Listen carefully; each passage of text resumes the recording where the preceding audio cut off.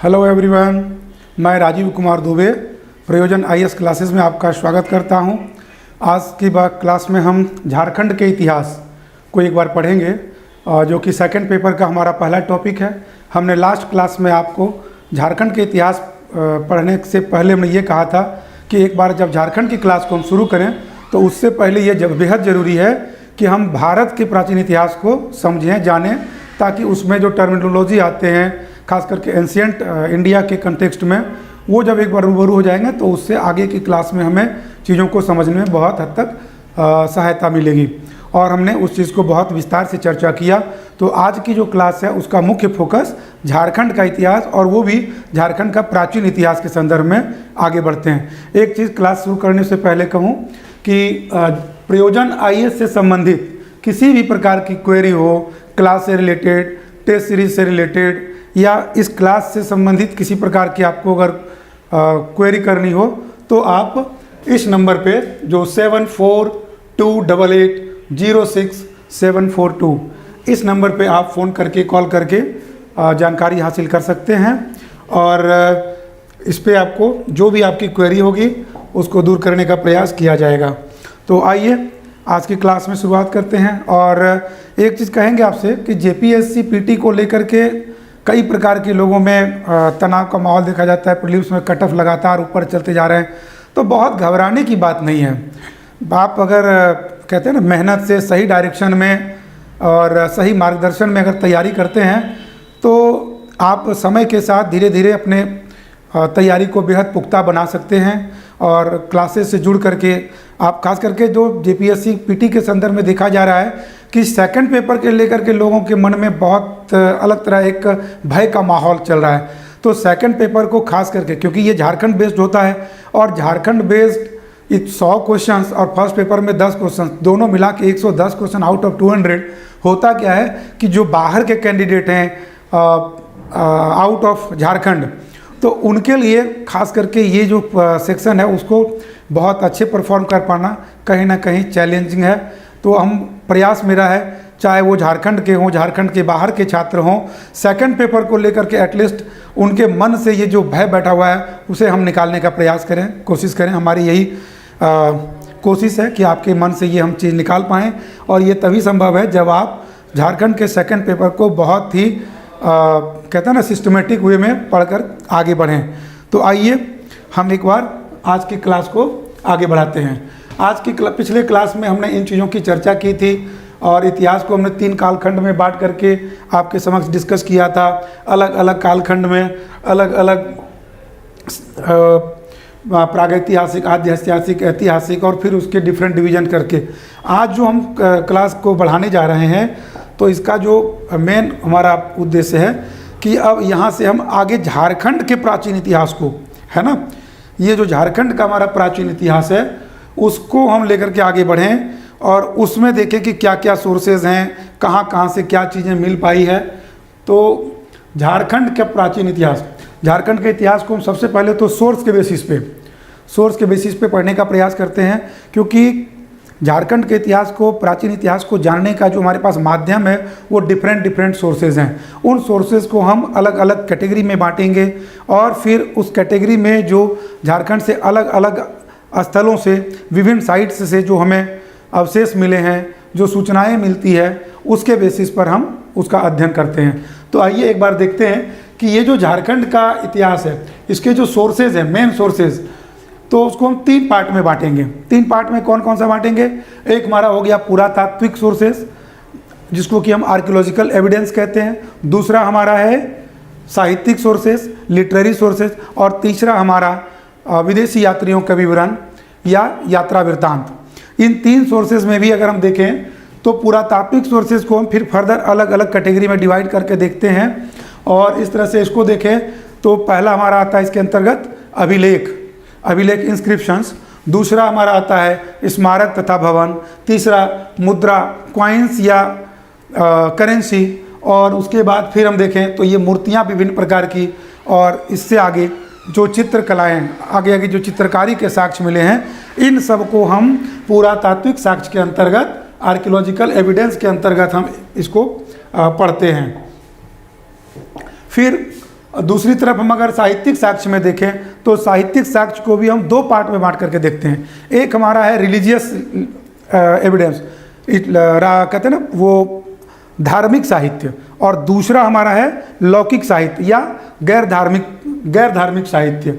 तो धार्मिक साहित्य में हम लोग मूलतः जैसे ऋग्वेद, वैदिक ग्रंथ, ब्राह्मण ग्रंथ, रामायण, महाभारत, इस बौद्ध साहित्य जो संबंधित ग्रंथ हैं, जैन धर्म से संबंधित जो ग्रंथ हैं, उनको हम धार्मिक साहित्य के अंतर्गत पढ़ते हैं। जबकि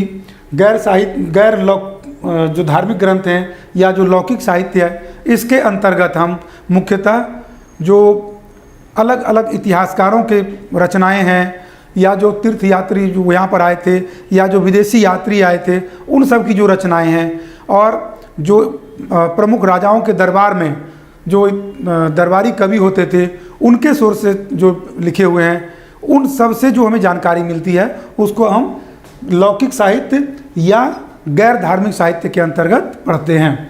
फिर विदेशी यात्रियों के विवरण को देखें तो विदेशी यात्रियों के विवरण में हम मूलतः जो प्राचीन भारत काल में विदेश से जो यात्री यहाँ आते थे, उनके द्वारा जो कुछ विवरण उनकी ग्रंथों में या कहीं और किसी अन्य ग्रंथों में हमें जो उल्लेख मिलता है, उसके माध्यम से यहाँ तत्कालीन समाज, राजनीति, अर्थव्यवस्था आदि से संबंधित धर्म, संस्कृति, इन सब पक्षों पर इन सब पहलुओं पर जो प्रकाश पड़ता है, उनके माध्यम से हम इस काल के इतिहास का अध्ययन करते हैं। तो झारखंड के संदर्भ में अभिलेख, स्मारक, मुद्रा या सिक्के, मूर्तियाँ, चित्रकला, ये जो पुरातात्विक साक्ष्य हैं, पहले हम इसके अंतर्गत हम ये देखते हैं कि झारखंड के अलग अलग क्षेत्र से हमें कौन कौन से पुरातात्विक साक्ष्य कहाँ से मिले हैं। हालांकि इसको बहुत ही बाइफरकेट करके हम देखने का प्रयास करेंगे। तो आइए सबसे पहले देखते हैं इन पुरातात्विक साक्ष्य को। क्या है इसके अंतर्गत? पुरातात्विक साक्ष्य में देखें तो हजारीबाग, चतरा, सिंहभूम का क्षेत्र, ये सब जो मेजर एरियाज़ हैं, वहाँ से हमें बहुतायत पुरातात्विक साक्ष्य, आर्कियोलॉजिकल एविडेंसेस मिले हैं। उनमें सबसे पहले देखें तो एक आता है हमारा इसको गांव। ये जो इसको गांव आप देख रहे हैं, जो कि हजारीबाग में पड़ता है, ये एक बहुत ही महत्वपूर्ण साइट है। आपका जब भी आप झारखंड के प्राचीन इतिहास का अध्ययन करेंगे तो हजारीबाग का जो इसको गांव है, ये बहुत महत्वपूर्ण है। इस स्थल से कई प्रकार के पुरातात्विक साक्ष्य मिले हैं, जिनमें कि देखें तो एक भूल भुलैया की यहाँ पर अवशेष हमें प्राप्त होते हैं।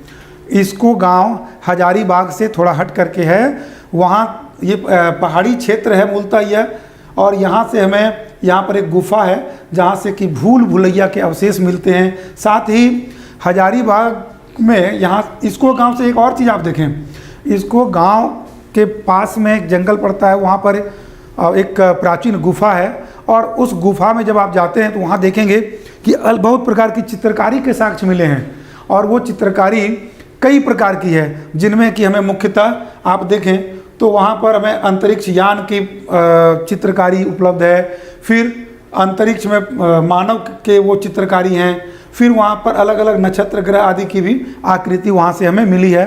और इतना ही नहीं, बल्कि वहाँ पर उस वक्त जो है शैल चित्र जो उकेरे गए हैं वहाँ पर, ये बहुत महत्व के हैं। एक ओपन एरिया में सूर्य मंदिर का भी साक्ष्य मिला है। तो इसको गांव जो हमारा हजारीबाग का है, वो पुरातात्विक साक्ष्य के दृष्टि से बहुत ही महत्वपूर्ण जगह है, और यहाँ से प्रश्न आपके प्रारंभिक परीक्षा में खास करके बनते हैं। तो इसे हम एक एक फैक्ट्स को बहुत अच्छे से मेमोराइज करके और अच्छा परफॉर्म कर सकते हैं प्रीलिम्स एग्जामिनेशन में। फिर हजारीबाग का ही एक और स्थल आता है आपका दूध पानी, कहीं कहीं पे दूधा पानी भी मिलता है। ये जो दूधा पानी साइट्स है, यहाँ से अगर आप देखें तो पालकालीन मूर्तियों के साक्ष्य मिले हैं। दूधा पानी जो हजारीबाग में पड़ता है झारखंड का, वहाँ से हमें पाल काल, पूर्व मध्यकाल में ये हमारा पाल काल का शासन आता है 8वीं शताब्दी के आसपास का, वहाँ से हमें पालकालीन मूर्तियाँ मिली हैं। और ये जो पालकालीन मूर्तियाँ हैं वो किससे संबंधित हैं? तो ये बौद्ध धर्म से संबंधित हैं। सबसे महत्वपूर्ण यही है कि दूधा पानी से जो पालकालीन मूर्तियाँ हैं वो किस धर्म से संबंधित हैं? वो बौद्ध धर्म से संबंधित हैं। या स्पष्टता आपसे प्रारंभिक परीक्षा में इस प्रकार के भी प्रश्न पूछे जा सकते हैं कि हजारीबाग के दूध पानी से जो मूर्तियां प्राप्त हुई है वो किस राजवंश से संबंधित है या किस काल से संबंधित है, तो आप उसको दे सकते हैं कि वो पाल कालीन से संबंधित है। और उसका संबंध अगर ये पूछे कि किस धर्म से है तो आपका जवाब होगा ये बौद्ध धर्म से संबंधित है। फिर हजारीबाग से ही एक और स्थल आता है, वो है सीतागढ़ा पहाड़। सीतागढ़ा पहाड़ को अगर देखें तो यहाँ से जो हमें फैक्ट मिलते हैं, पुरातात्विक साक्ष्य मिलते हैं, वो 6ठी शताब्दी में निर्मित बौद्ध मठ का साक्ष्य है। ये बौद्ध मठ में यहाँ पर हमें क्या मिले, यहाँ पर खास करके ये जो बुद्ध की 4 आकृतियों से युद्ध एक स्तूप मिला है। कहाँ से? सीतागढ़ा पहाड़। सीतागढ़ा पहाड़ हजारीबाग में स्थित है और यहाँ से हमें 6ठी शताब्दी ईसा पूर्व में, 6ठी शताब्दी में, सॉरी ईसा पूर्व नहीं, 6ठी शताब्दी में, तो ये जो बौद्ध मठ के साक्ष्य मिले क्या है इसमें, बुद्ध की 4 आकृतियों से युक्त एक स्तूप का साक्ष्य मिला है। ये बहुत इंपॉर्टेंट फैक्ट है। और इतना ही नहीं, अगर आप देखें तो यहाँ से हमें काले बलुआ पत्थर की, कहाँ से, झारखंड के हजारीबाग के सीतागढ़ा पहाड़ से काले भूरे बलुआ पत्थर की इस सुंदर स्त्री की एक खंडित प्रतिमा प्राप्त हुई है। ये बहुत इंपॉर्टेंट फैक्ट है। ये जो प्रतिमा है यद्यपि कि खंडित है, लेकिन ये काले भूरे बलुआ पत्थर से निर्मित है। और इस तथ्य के बारे में फाहियान, जो कि चंद्रगुप्त द्वितीय के दरबार में आया था, उसने भी अपने विवरण में इसका उल्लेख किया है। ये और भी इम्पॉर्टेंट फैक्ट है। फाहियान जो कि चीनी विदेशी यात्री था और प्राचीन भारत में ये चंद्रगुप्त द्वितीय, जिसे विक्रमादित्य भी कहा जाता है, उनके दरबार में ये आया था, उनके काल में आया था। इन्होंने अपने यात्रा वृत्तांत में इस तथ्य की चर्चा की है कि हजारीबाग के सीतागढ़ा पहाड़ से काले भूरे बलुआ पत्थर की जो आकृति प्राप्त हुई, सुंदर स्त्री की आकृति प्राप्त हुई है। फिर हम अगर देखें तो एक स्थान आता है आपका इटखोरी। इटखोरी वर्तमान में देखें तो ये चतरा जिला में पड़ता है। पहले ये हजारीबाग जिला का ही हिस्सा हुआ करता था, बट वर्तमान में यह एक पृथक जिला है। और इस जिला से जो हमें सोर्स मिले हैं, जो हमें साक्ष्य मिले हैं, वो क्या है, यहाँ से एक अभिलेख की प्राप्ति हुई है। हालांकि उस अभिलेख का टाइम पीरियड अभी निश्चित तौर पर निर्धारित नहीं किया जा सका है, बट उस अभिलेख से हमें ये प्राप्त जानकारी मिलती है कि इटखोरी में भी एक पुरातात्विक स्रोत के रूप में ये महत्वपूर्ण एक तरह से देखा जाता है। फिर हम पुरातात्विक साक्ष्य की अगर बात करें तो एक हमारा लोहरदगा डिस्ट्रिक्ट में, जहाँ से कि एक कांसे का प्याला मिला है। कांसे का प्याला मिलना लोहरदगा से, ये अपने आप में एक बड़ा फैक्ट है, क्योंकि कांसा तांबा और टीन को मिलाकर बनाया जाता था, जैसे हमने पिछली कक्षा में भी चर्चा की थी इस चीज़ की। और जो हमारी प्राचीन झारखंड की जनजातियाँ थी, जिनमें असुर, बिरहुर, ये सब जो जनजातियाँ थी, उस वक्त में कांसे के धातु से निर्मित कहते हैं ना, बर्तन, पात्र आदि का निर्माण करते थे। तो चतरा झारखंड का लोहरदगा जिला से, यहाँ पे थोड़ा सा ये टाइपिंग एरर है, लोहरदगा जिले से कांसे का एक प्याला, बहुत इंपॉर्टेंट फैक्ट है। नहीं, इसका टाइम पीरियड में थोड़ा सा क्या है कि कन्फ्यूजन है, अलग अलग जगहों पे अलग अलग ढंग से देता है। कहीं पर इसे आपका प्रागैतिहासिक काल का बताया जाता है, तो कहीं पे थोड़ा अन्य काल का। जबकि कांसे के संदर्भ में अगर आप देखें तो कांसा का पहला उल्लेख हमें सैंधवकालीन सभ्यता में मिलता है, क्योंकि वो कांस्ययुगीन सभ्यता थी और उससे पहले तांबा का प्रयोग होता था, बट कांसे के प्रयोग का उल्लेख नहीं है। और जबकि प्रागैतिहासिक काल कांस्य युग की बात करें या हड़प्पा सभ्यता की बात करें तो वो हमारा आद्य ऐतिहासिक काल में आता है, न कि वो प्रागैतिहासिक काल में आता है। तो इस लिहाज से इस संदर्भ में थोड़ा सा कहते हैं ना कंट्राडिक्शन है। तो इस लिहाज से आप, और ये आपको ये नहीं पूछ, मुझे लगता है कि ये इसके पूछे जाने की संभावना भी बहुत कम है कि ये किस काल से संबंधित है, बल्कि ज़्यादा संभावना इस बात की है कि झारखंड में कांसे का जो प्याला प्राप्त हुआ है वो किस स्थान से प्राप्त हुआ है। तो हमारे लिए ये लोहरदगा ज़्यादा इम्पोर्टेंट होता है। क्योंकि एक चीज़ देखें कि खास करके जो लोक सेवा आयोग द्वारा जो परीक्षा आयोजित की जाती है, उनमें विवादास्पद प्रश्नों की जो संख्या है ना, नाम मात्र की होती है, वो बचते हैं। क्योंकि फिर कोर्ट केसेस, लड़के चैलेंज करेंगे, कोर्ट केसेस होंगे, तो ऐसी स्थिति से बचने के लिए वो क्या करते हैं ना, ये विवादास्पद चीज़ों को पूछने से बचते हैं। तो हमें यहाँ पर ज़्यादा इम्पोर्टेंट ये है कि जो कांसे का प्याला मिला है वो झारखंड के किस स्थल से प्राप्त हुआ है, तो लोहरदगा से प्राप्त हुआ है, बल्कि किस काल से। अगर हाँ निश्चितता के साथ इस बात का अगर अब तक कहीं उल्लेख होता तो फिर उस तरह से प्रश्न पूछे जा सकते थे। आइए नेक्स्ट आगे बढ़ते हैं। झारखंड में एक और बहुत महत्वपूर्ण स्थल है, वो है आपका भवनाथपुर गुफा। भवनाथपुर गुफा से पुरातात्विक अवशेष के साक्ष्य में मिलते हैं। भवनाथपुर झारखंड के पश्चिमोत्तर हिस्से में गढ़वा जिले में स्थित एक गुफा है, और यहाँ से हमें शिकार करते हुए, प्राचीन काल में शिकार करते हुए बहुत से आकृति चित्रकारी प्राप्त हुए हैं। इन शिकारों की आकृति जो प्राप्त होती है उनमें मुख्यतः हिरण, भैंसा आदि ऐसे जीवों की शिकार करते हुए हमें चित्र अंकित मिले हैं। फिर ये जो गुफा है इसका संबंध प्रागैतिहासिक काल से है, और यहाँ पर शैल चित्र भी प्राप्त हुए हैं। झारखंड के गढ़वा जिले से जो भवनाथपुर का गुफा में हमें चित्र मिले हैं उनका संबंध प्रागैतिहासिक काल से है, और वहाँ पे शैल चित्र के भी साक्ष्य मिले हैं। एक बार अगर देखें प्राचीन काल में तो मध्य प्रदेश का एक भीमबेटका स्थल है, वहाँ से अभी भी शैल चित्र के साक्ष्य प्राप्त होते हैं। उसी तरह से झारखंड के गढ़वा जिले के भवनाथपुर गुफा से हमें आपके प्रागैतिहासिक काल की गुफाएं और यहाँ पर शैल चित्र के साक्ष्य मिलते हैं। ये बहुत ही इम्पोर्टेंट फैक्ट है, और ये दर्शाता है कि उस काल में यहाँ पर मानवों का निवास था। फिर एक जगह आता है हमारा झारखंड में पलामू। पलामू में एक स्थल है, उसका नाम है पांडू। ये जो पांडू जगह है, इसको अगर आप देखें तो पांडू जगह हमारा झारखंड के गढ़वा जिले में पड़ता है, और यहाँ से हमें बहुत महत्वपूर्ण साक्ष्य मिले हैं। और वो साक्ष्य क्या है हमारा? मिट्टी की दीवार और मिट्टी के कलश, तांबे के औजार, ये सब जो चीज़ देख रहे हैं यहाँ पर हमें पांडु, पलामू के पांडु नामक स्थल से मिले हैं। साथ ही जो एक बहुत बड़ा फैक्ट है, पत्थर की एक चौकी जिसमें 4 पाए लगे हुए हैं। पलामू के पांडु से हमें एक बहुत महत्वपूर्ण पुरातात्विक साक्ष्य मिला है, और वो है 4 पिलर वाला पत्थर की चौकी। हालांकि इस साक्ष्य को, पुरातात्विक साक्ष्य को, पत्थर की जो चौकी प्राप्त हुई है 4 पाए वाली, इसे वर्तमान में पटना संग्रहालय में सुरक्षित रखा गया है।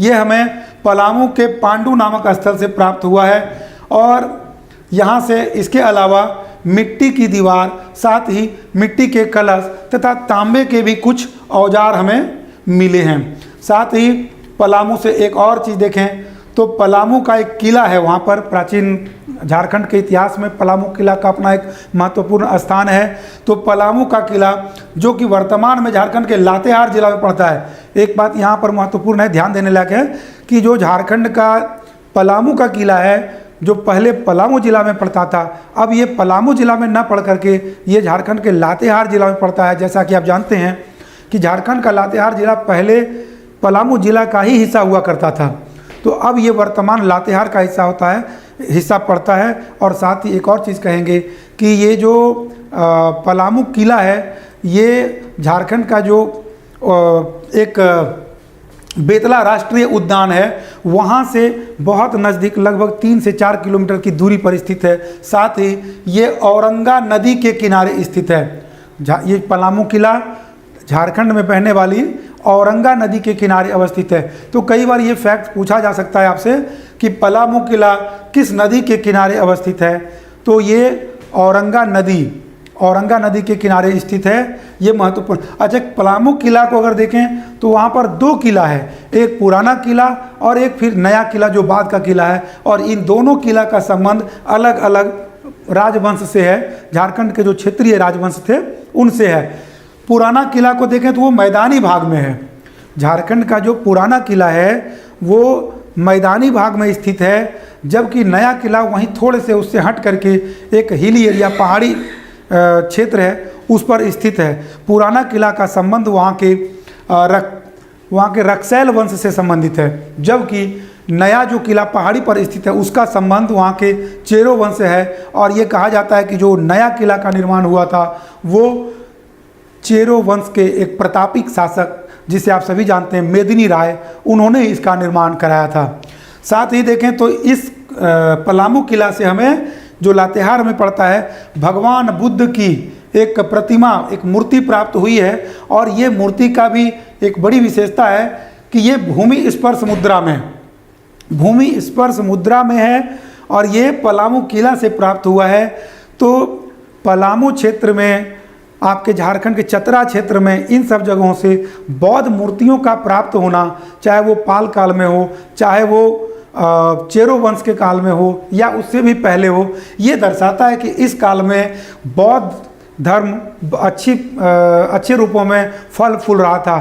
तो इसी वजह से अलग अलग क्षेत्रों में हमें बौद्धकालीन बुद्ध मूर्तियों के साक्ष्य मिलते हैं। फिर इन जगहों के अलावा हजारीबाग, चतरा, गढ़वा, पलामू, इन सब के अलावा अगर देखें तो पुरातात्विक साक्ष्य में हमें सिंहभूम क्षेत्र का एक महत्वपूर्ण स्थान है। और सिंहभूम क्षेत्र से जो हमें साक्ष्य मिलते हैं वो मूलतः क्या है, आप देखिए यहाँ पर 3-4 ये जो महत्वपूर्ण साइट हैं, कौन सा, बेनू सागर, बानाघाट, फिर आपका बारूडी, लूपगढ़ी, ये जो महत्वपूर्ण साइट्स हैं, एक एक करके अगर आप देखें तो यहाँ से हमें अलग अलग साक्ष्य मिले हैं। और इनमें आप बेनू सागर को आप देखिए, बेनू सागर से हमें क्या मिला है, बेनू सागर से 7वीं शताब्दी की एक जैन मूर्ति मिली है। बेनू सागर सिंहभूम क्षेत्र में महत्वपूर्ण स्थल है।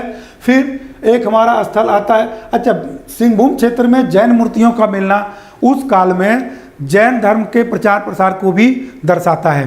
तो झारखंड में देखें तो बौद्ध और जैन ये दोनों धर्म, इनके साथ साथ हालांकि कुछ साक्ष्य सिख धर्म के भी एकाध स्थल मिले हैं, लेकिन ये जो दोनों धर्म थे इनका बहुत ही प्रसार हुआ था। और बाद में जब शशांक को आप पढ़ते हैं तो उसने बौद्ध धर्म का झारखंड क्षेत्र से एक प्रकार से वहाँ से हटाने का, उसको समाप्त करने के लिए एक प्रकार से अभियान चलाया था, क्योंकि वो शैव धर्म का उपासक था और फिर वो हिंदू धर्म की स्थापना करने के लिए प्रयासरत था।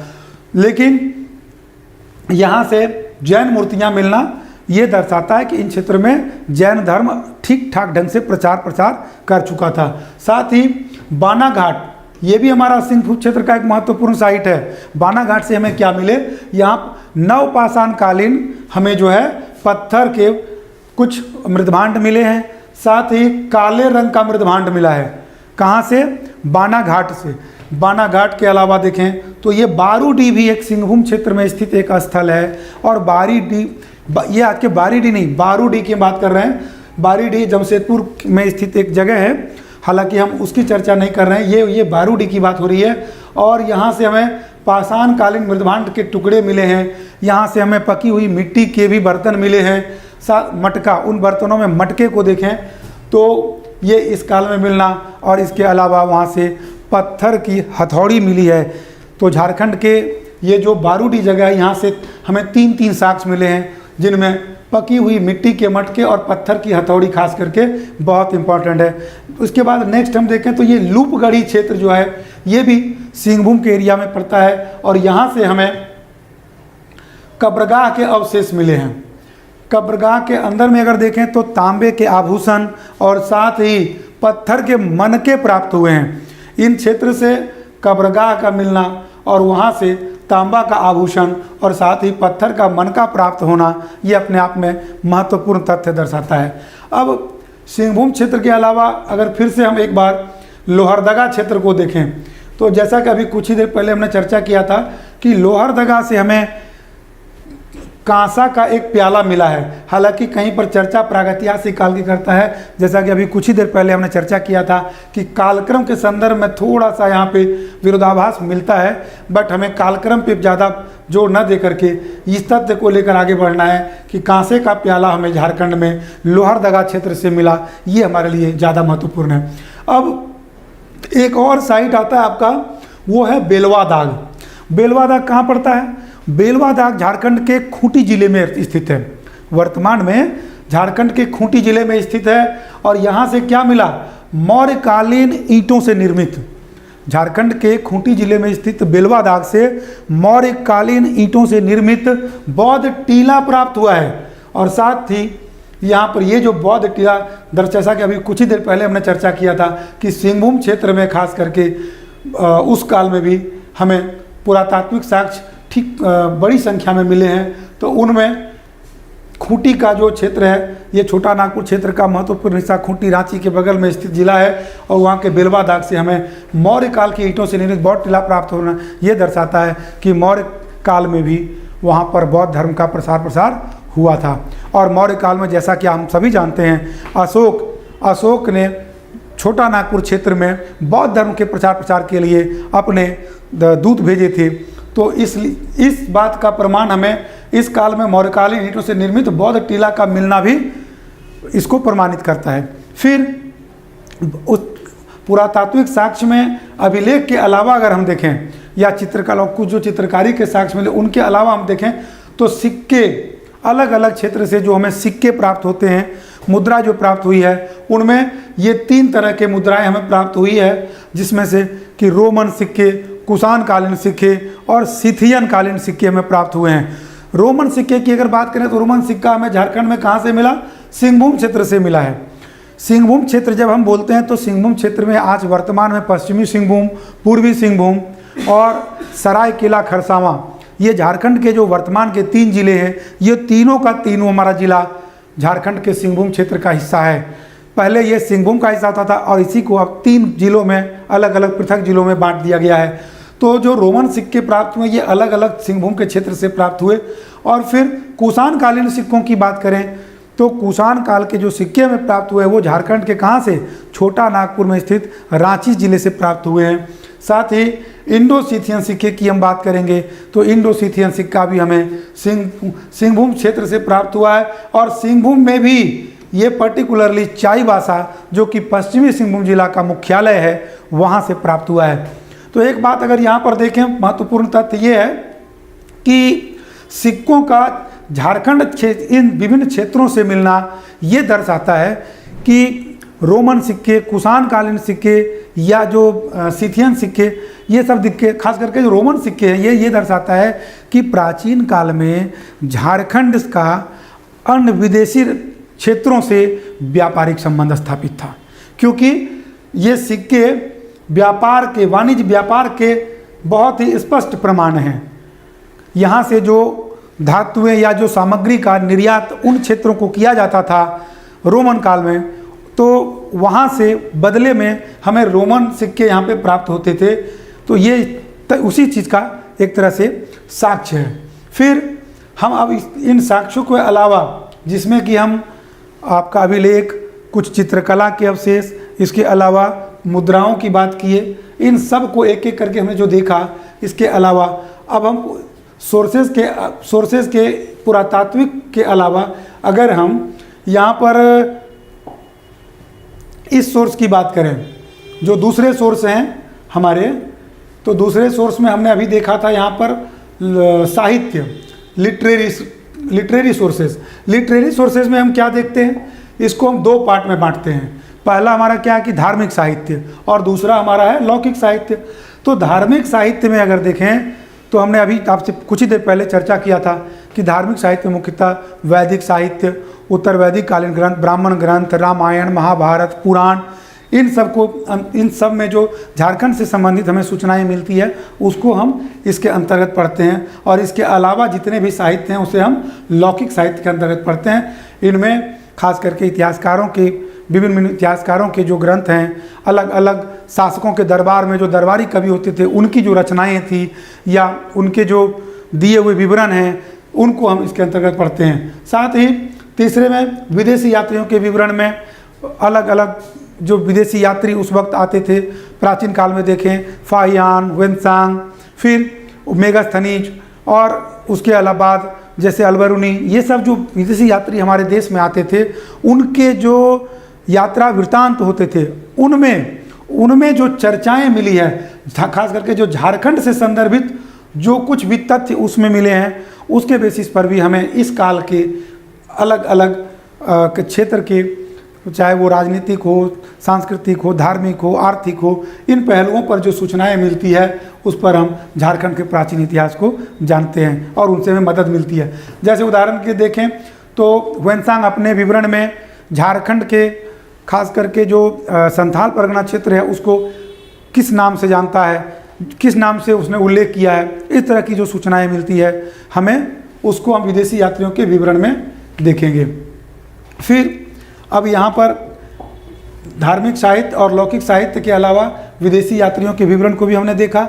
अब यहाँ पर अगर आएँ तो झारखंड का जो नामकरण है, आप एक चीज़ यहाँ पर देखें कि झारखंड क्षेत्र का जो नामकरण किया गया है वो अलग अलग सोर्सेज में अलग अलग नाम मिले हैं, और इससे संदर्भित प्रश्न खास करके पीटी परीक्षा में बहुत लगातार पूछे जाते हैं, कई बार पूछे गए हैं। प्रीवियस के पेपर को आप देखें तो झारखंड के नाम से संदर्भित, नामकरण से संदर्भित प्रश्न लगातार, शायद ही कोई ऐसी परीक्षा होती हो झारखंड में जिसमें कि कम से कम 10-15 प्रश्न पूछे जाते हों और उसमें एक प्रश्न झारखंड के नामकरण से संदर्भित ना रहा हो।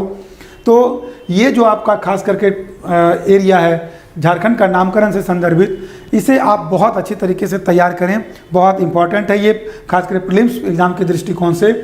तो इसमें अलग अलग जो सोर्स हैं उसमें झारखंड को किन किन नामों से जाना जाता है, ये बहुत ही तथ्यात्मक जानकारी है, और इसको हमें एक तरह से याद करके आगे बढ़ना पड़ेगा ताकि इसमें किसी प्रकार के कन्फ्यूजन की गुंजाइश ना बचे। हमने इसे आपकी पढ़ने की सरलता की दृष्टि से, आपकी सहायता के लिए इसे एक टेबल में हमने इसे सजाया है, और वो भी कालक्रम का ध्यान रखा है कि विविध कालक्रम के हिसाब से आप पढ़ें, तो ये थोड़ा सा आपके लिए इसे याद करने में कहीं ना कहीं आसानी होगी। तो सबसे पहले वैसे देखें तो झारखंड का जो उल्लेख है वो हमारा ऐत्रेय ब्राह्मण में झारखंड शब्द का उल्लेख मिलता है। झारखंड शब्द का जो सबसे पहला उल्लेख मिलता है वो हमारा कहाँ मिलता है? झारखंड शब्द का पहला उल्लेख हमें ऐत्रेय ब्राह्मण में मिलता है। इस बात को पहले कि इस तथ्य को झारखंड लोक सेवा आयोग द्वारा या झारखंड जो कर्मचारी चयन आयोग है या वहाँ के अन्य जो परीक्षा लेने वाली संस्था है उनके द्वारा विभिन्न परीक्षाओं में ये तथ्य पूछे जाते रहे। अब झारखंड के नामकरण की हम बात करें तो क्या देखते हैं कि ये जो विभिन्न सोर्सेज हैं, चाहे वो ऋग्वेद हो, अथर्ववेद हो, या अलग अलग जो पुराण हैं, अलग अलग जो दरबारी कवियों की जो रचनाएं रही, अलग अलग इतिहासकारों की रचनाएं रही, या जो मध्यकालीन ग्रंथ थे, अलग अलग काल के ग्रंथों में झारखंड को किस किस नाम से जाना जाता था, ये चीज़ एक एक तथ्य को आप एक एक करके चर्चा आप अभी आपके साथ हम कर रहे हैं। इनको थोड़ा सा ध्यान से आप देखें तो सबसे पहला आता है ऋग्वेद। ऋग्वेद में झारखंड क्षेत्र को किस नाम से जाना जाता था? अगर ये सवाल आपसे पूछा जाता है तो हमारा उत्तर क्या होगा? किक्कट प्रदेश या किक्कट प्रदेश। उच्चारण की दृष्टि से ये थोड़ी सी भिन्नता मिलती है, कहीं कहीं किक्कट और कहीं कहीं किक्कट, लेकिन आप दोनों को ध्यान रखेंगे कि जब कभी ये पूछा जाए, यहाँ से दो प्रकार से पूछ सकता है कि झारखंड को ऋग्वेद में किस नाम से जाना जाता था, तो हमारा क्या उत्तर होगा?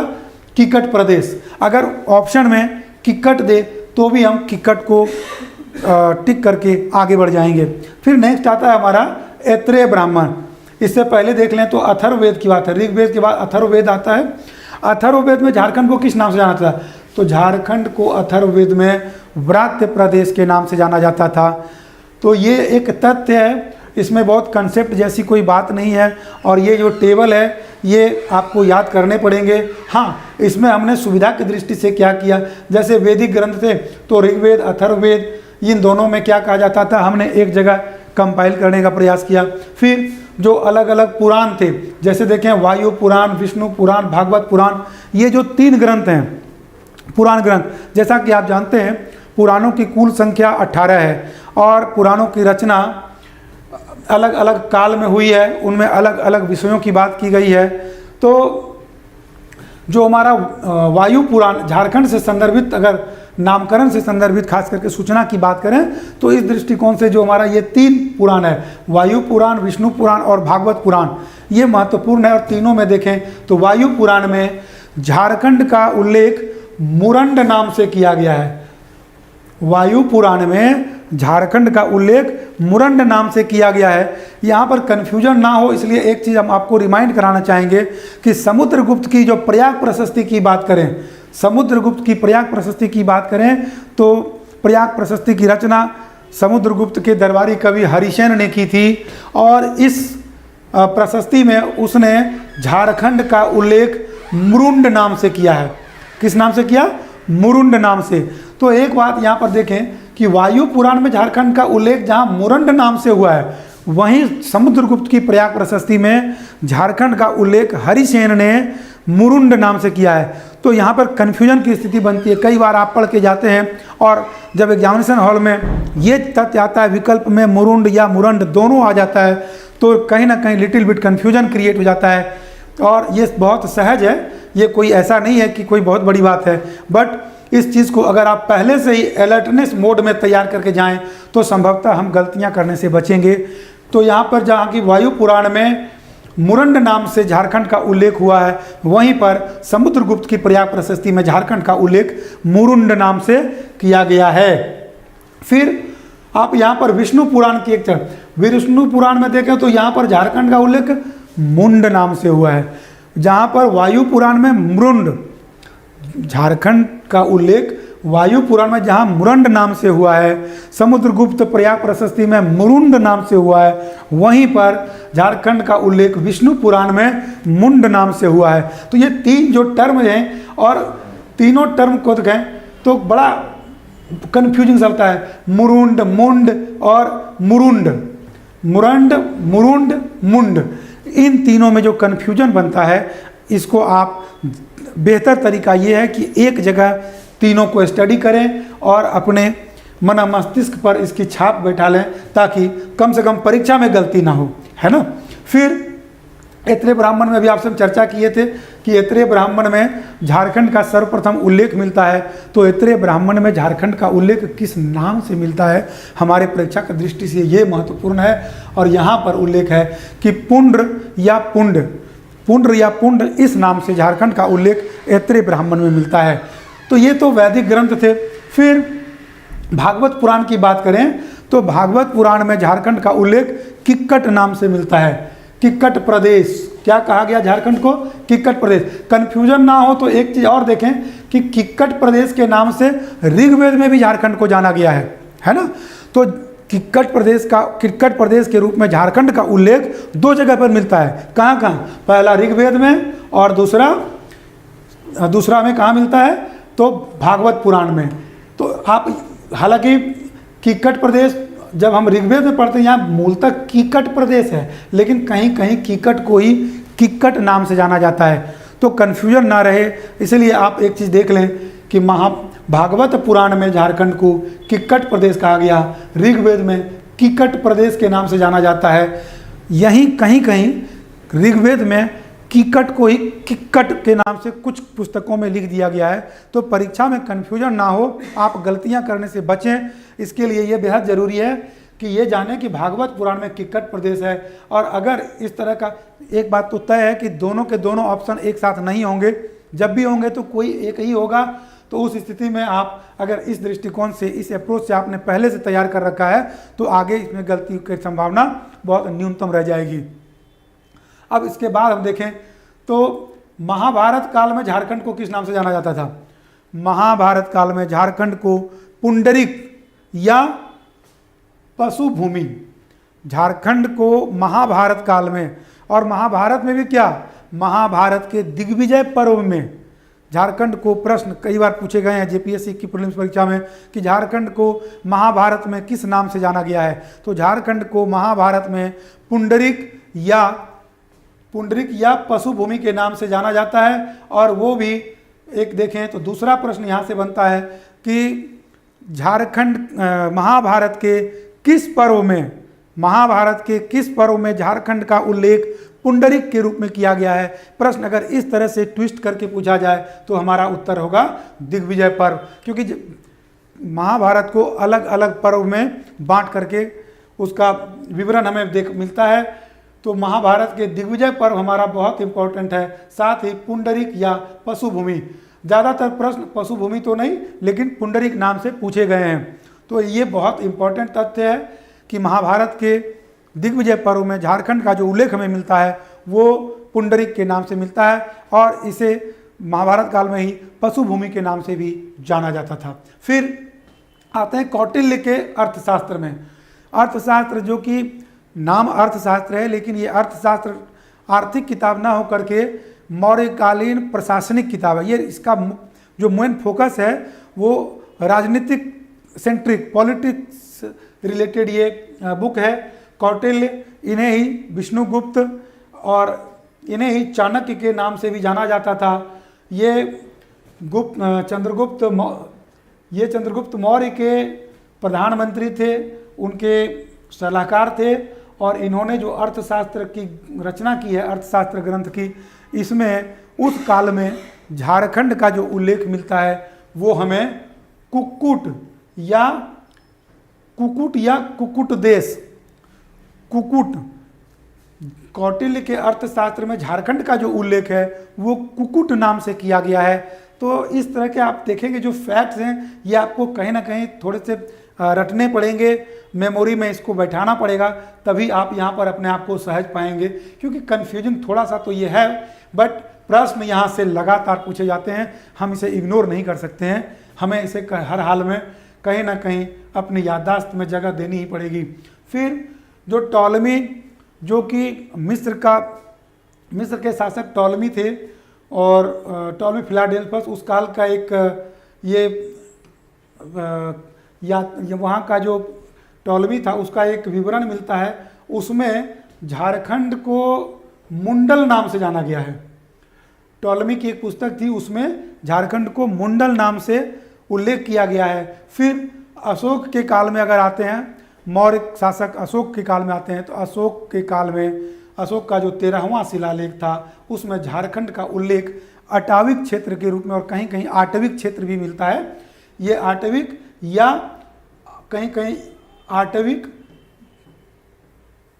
है ना, तो कहीं कहीं पर अशोक के 13वें उल्लेख में देखें तो अटाविक या आटविक इस रूप में उल्लेख किया गया है। तो आपसे जब पूछा जा सकता है कि अशोक के किस अभिलेख में झारखंड का उल्लेख आटविक या अटाविक के रूप में किया गया, तो हमारा उत्तर होगा 13वां अभिलेख। फिर इसके बाद समुद्र की प्रयाग प्रशस्ति की चर्चा भी कुछ ही देर पहले हमने की थी कि मुरुंड नाम से किया गया। इसी प्रकार से विदेशी यात्रियों के विवरण में, जो कि झारखंड के इतिहास को जानने के प्रमुख सोर्सेज में से एक सोर्स है, उसमें फायान ने अपने विवरण में झारखंड प्रदेश को कुक्कुट लाड कहा है, तो हुएनसांग ने वहीं पर झारखंड प्रदेश को कीलोना, सुकालाना या कर्ण स्वर्ण, ये देखिए नाम से ही आपको कहीं ना कहीं लग जाता है कि ये जो चाइनीज़ नेम है, तो इसमें आपको कन्फ्यूजन की स्थिति नहीं बनेगी।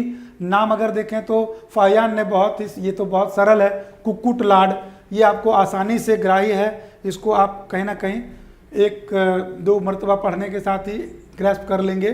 फिर हुएनसांग का जो विवरण आता है उसमें कीलोना, सुकालाना और इसी प्रदेश को या फिर कह सकते हैं कि कर्ण स्वर्ण के नाम से जाना जाता था। दो तथ्य महत्वपूर्ण है। अगर प्रश्न आता है कि झारखंड को फाहियान ने किस नाम से संबोधित किया है, तो हमारा उत्तर होगा कुक्कुट लाड। लेकिन प्रश्न जब यह आए कि हुएनसांग ने झारखंड या छोटा नागपुर प्रदेश को किस नाम से उल्लेख किया, तो हमारा उत्तर होगा कर्ण स्वर्ण, या अगर इस तरह का विकल्प रहे किलो नासु कालाना, तो फिर ये दोनों के दोनों विकल्प में से कोई सा भी आपको दिया जा सकता है, तो इसे आप करके आगे बढ़ें। एक चीज़ यहाँ पर आपसे चर्चा करूँ कि फाहियान का जो यात्रा वृत्तांत था उसे किस नाम से जाना जाता था। ये इतिहास में प्रश्न पूछा जाता है, और ख़ास करके जब इतिहास एक वैकल्पिक विषय के रूप में प्रारंभिक परीक्षा में होता था, अभी वो सामान्य अध्ययन के रूप में भी ये प्रश्न पूछे जा सकते हैं, बट झारखंड से संबंधित जो सेकंड पेपर है उसमें ये तथ्य आपसे नहीं पूछे जाएंगे। फिर भी आपकी जानकारी के लिए एक बार बता दूं कि फाहियान के जो यात्रा वृत्तांत थे उन्हें किस नाम से जाना जाता था।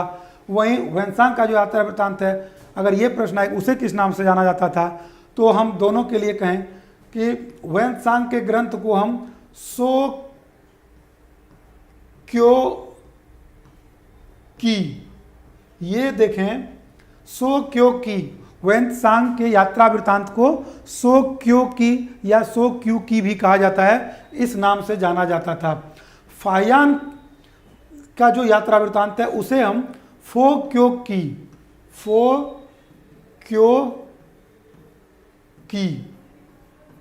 ये जो है फो क्यो की, ये फाहियान के यात्रा वृत्तांत का नाम था।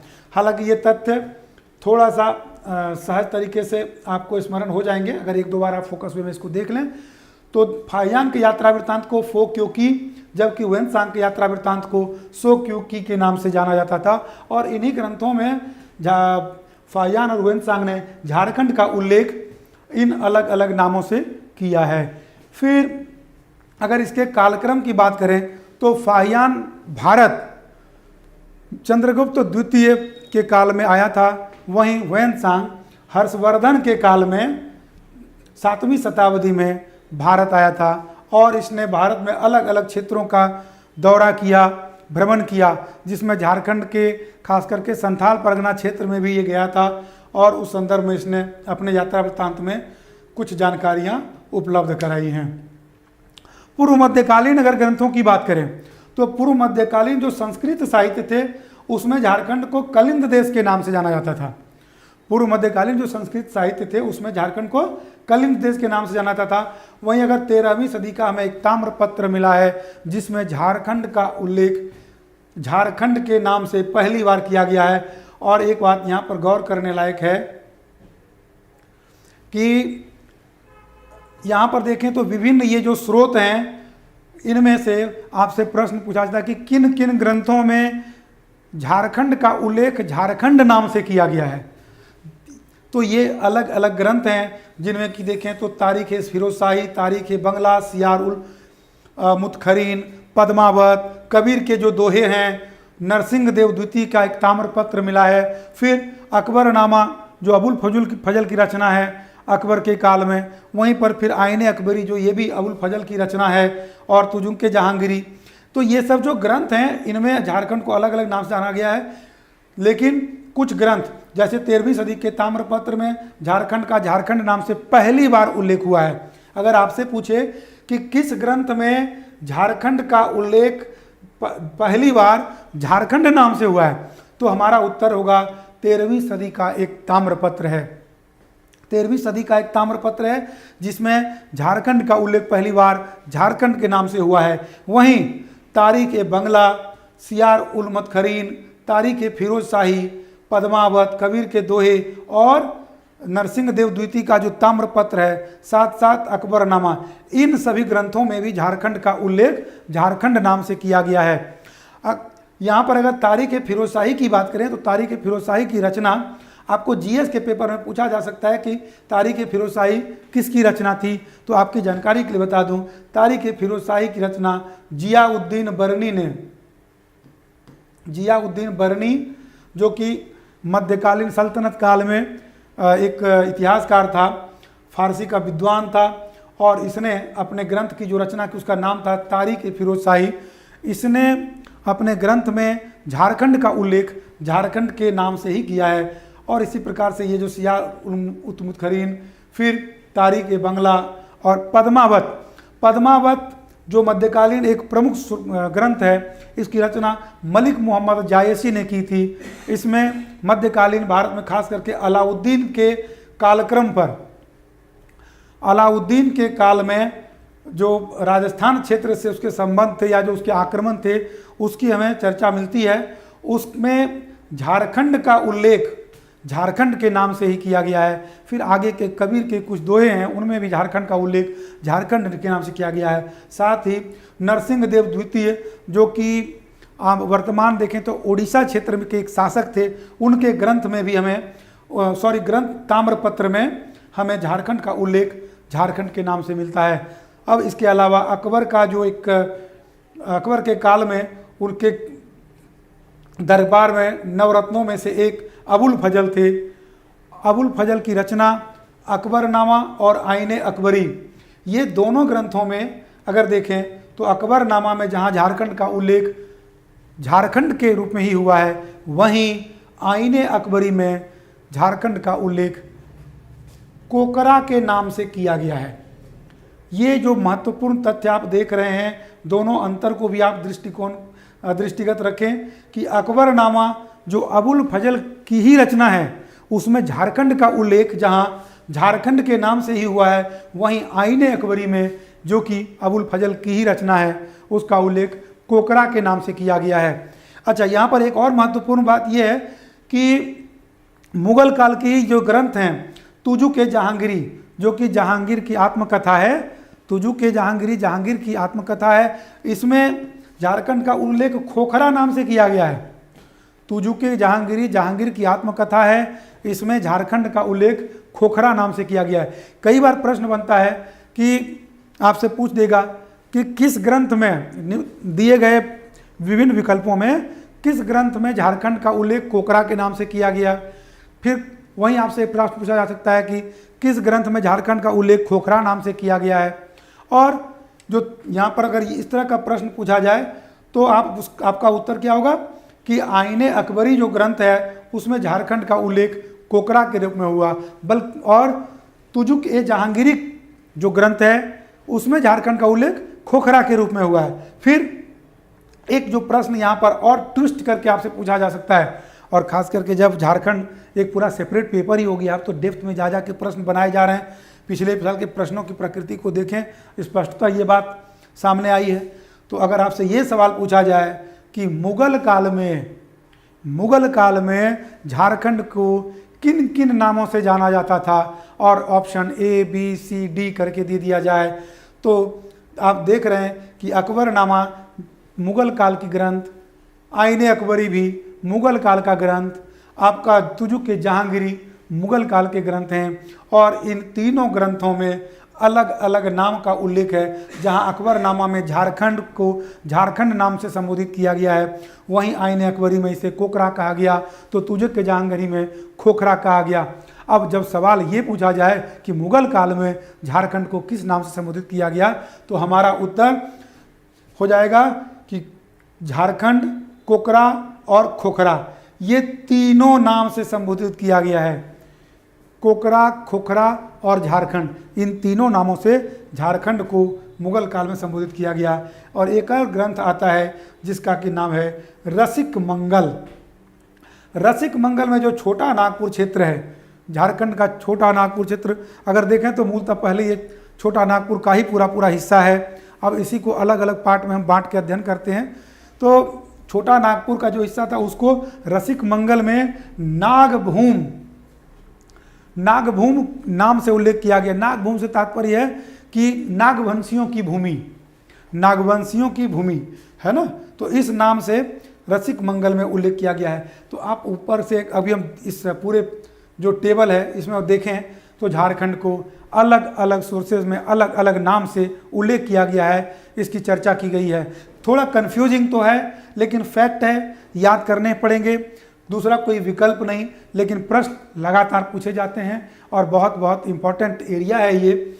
और जब झारखंड का जब इतिहास पढ़ते हैं तो ये बेहद ज़रूरी है कि प्राचीन भारत से लेकर मध्यकालीन भारत तक के जो विभिन्न सोर्सेज हैं उसमें झारखंड को अलग अलग सोर्सेज में किन किन नामों से जाना गया।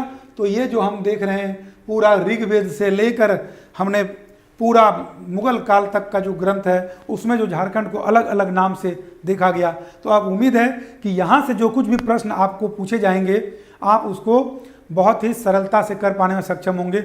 इस टेबल को बीच बीच में दोहराते जाना है। अब उपरोक्त टेबल के अलावा भी कुछ इंडिपेंडेंट फैक्ट्स हैं 2-4 जिससे कि प्रश्न आपके बन सकते हैं और इसकी संभावना है। तो ये तथ्य भी आप थोड़ा सा एक बार दृष्टिपात कर लें। जैसे देखें क्या नामकरण से संबंधित क्या है कि संथाल परगना क्षेत्र में झारखंड को किस नाम से जाना जाता था। प्राचीन काल में संथाल परगना क्षेत्र को किस नाम से जाना जाता था। अगर ये देखें तो इस काल में झारखंड को नरीखंड या कांकजोल, नरीखंड या कांकजोल, संथाल परगना क्षेत्र आज के डेट में देखें तो संथाल परगना में झारखंड के कौन कौन से जिले आते हैं। आपका दुमका, गोड्डा, पाकुड़, साहेबगंज, देवघर, जामताड़ा, ये जो 6 जिले आते हैं ये झारखंड में जो अलग अलग प्रमंडल हैं उसमें एक आपका संथाल परगना आता है और संथाल परगना में ये 6 जिले अवस्थित हैं। कौन कौन? दुमका, गोड्डा, पाकुड़, साहेबगंज, देवघर और जामताड़ा। तो इन 6 जिलों में क्योंकि यहाँ पर संथाल जनजाति की बहुलता पाई जाती है, अतः संथाल जनजाति की बहुलता के कारण इस क्षेत्र को संथाल परगना नाम दिया गया। और इसे ही प्राचीन काल में इस क्षेत्र को नरीखंड या कांकजोल के नाम से जाना जाता था।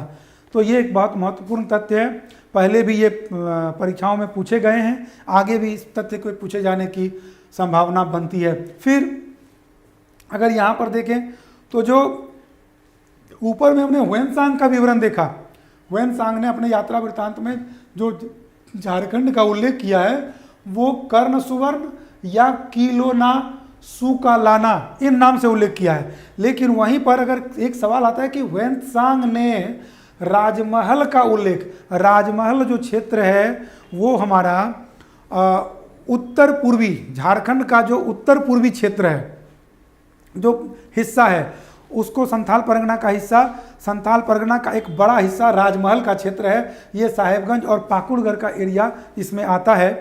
तो ह्वेनसांग राजमहल क्षेत्र से अपने यात्रा के दरमियान गुजरा था, तो उसने इस क्षेत्र का उल्लेख अपने विवरण में की चिंग काइलो, बहुत महत्वपूर्ण तथ्य है, इसे एकदम से आप अपने याददाश्त में बैठा लें कि ह्वेनसांग ने अपने यात्रा वृत्तांत में, अपने विवरण में झारखंड के राजमहल क्षेत्र का उल्लेख किस नाम से किया, तो आपका स्पष्ट उत्तर होना चाहिए कि चिंग काइलो। फिर ये इन तथ्य की चर्चा हम पहले कर चुके कि झारखंड का सर्वप्रथम उल्लेख किस ग्रंथ में मिलता है, तो हमने इसको बताया कि इसका उल्लेख सर्वप्रथम हमें ऐत्रेय ब्राह्मण में मिलता है। झारखंड शब्द का सर्वप्रथम उल्लेख ऐत्रेय ब्राह्मण में मिलता है। तो ये जो नामकरण से संदर्भित विभिन्न तथ्य हैं, एक एक करके अब हम इसकी चर्चा आपसे कर चुके हैं। उम्मीद है कि अब आपको यहाँ पर किसी प्रकार के कन्फ्यूजन की गुंजाइश नहीं बचती है, बहुत ही अच्छे से आपने इसको किया। फिर नेक्स्ट जो हम अब इससे आगे का जो हम क्लास सेशन हमारा है, तो उसमें हम देखें तो यहाँ पर अब हम झारखंड में जो विभिन्न जनजातियाँ हैं, प्राचीन भारत के इतिहास में हमने देखा कि झारखंड के अध्ययन के जो विभिन्न सोर्सेज हैं, जिसमें कि पुरातात्विक सोर्स, साहित्यिक सोर्स, फिर हमारा जो विदेशी यात्रियों का विवरण है, इन तीनों में भी अलग अलग अभिलेख, मुद्राएं, चित्रकला और उसके अलावा जो अन्य और स्मारक, भवन, इन सब के अंतर्गत हमने अध्ययन किया। साहित्यिक स्रोतों में भी हमने विदेशी यात्रियों के इन तीनों सोर्सों में भी जो कुछ उपलब्ध साक्ष्य थे नामकरण से रिलेटेड या जो अवशेष मिले उसके संदर्भ में विस्तार से आपसे चर्चा की। फिर अब आगे आता है झारखंड की जनजातियाँ। एक बात आप जानते हैं कि झारखंड में जनजातियों की बहुलता है, वहाँ झारखंड में अलग अलग प्रकार की जनजातियाँ निवास करती है। और झारखंड में अनुसूचित जनजातियों की अगर बात करें तो टोटल 32, झारखंड में टोटल 32 प्रकार की जनजातियाँ निवास करती है। अनुसूचित जनजातियों की श्रेणी में रखा गया है, जिनमें से 8 जनजातियों को आदिम जनजातियों की श्रेणी में रखा गया है, वही बाकी जनजातियाँ अनुसूचित जनजाति की श्रेणी में तो है ही। तो उन 32 जनजातियों में कुछ बहुत ही प्राचीनतम जनजातियाँ हैं, जिनमें कि जैसे असुर हैं, खरिया, बिरहोर, ये सब मुंडा, ये सब जो जनजातियाँ हैं, इसकी हम विस्तार से चर्चा आपके नेक्स्ट क्लास जो हमारा होगा हम उसमें करेंगे। और एक एक जनजातियों की जो विशेषता, कहाँ पर किस क्षेत्र में उनका निवास स्थल है और उनसे संबंधित जो विविध तथ्य होंगे, वेशभूषा, खान पान, रहन सहन, कला, संस्कृति, हर चीज़ को एक एक कर हम देखेंगे। तो आज की क्लास को हमने झारखंड के सोर्सेज के रूप में देखा और आज क्लास को हम यहीं पर रोकेंगे। नेक्स्ट सेशन में फिर हम आपके साथ आएंगे और झारखंड की विभिन्न जनजातियां पर भी फोकस करेंगे। साथ ही जो झारखंड में विभिन्न शासन व्यवस्थाएं हैं, जो कि हमारे सिलेबस का एक प्रमुख हिस्सा है, उसको भी हम आपके साथ चर्चा करेंगे। तो मिलते हैं आपके साथ हम नेक्स्ट सेशन में, और तब तक के लिए जय हिंद, जय झारखंड।